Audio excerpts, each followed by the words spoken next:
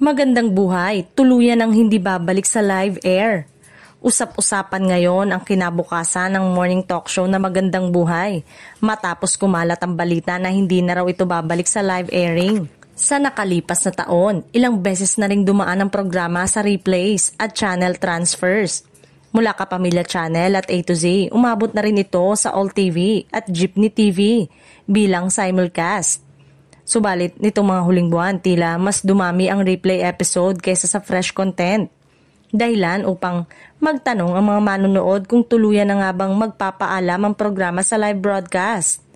Bagamat wala pang opisyal na pahayag mula sa ABS-CBN o sa mga host na sina Julina Magdangal, Melay Cantiveros at Regine Velasquez, nananatiling palaisipan kung ano ang susunod na kabanata ng show. May ilan namang nagsasabing posibleng ilipat na lamang ito sa digital platform upang mas mapadali ang production at abuti ng mas malawak na online audience. Kung sakaling hindi na nga bumalik sa live airing ang Magandang Buhay, mananatili pa rin ang marka nito bilang isang programang nagbigay ng saya, inspirasyon at makabuluhang kwento sa loob ng mahigit 8 taon.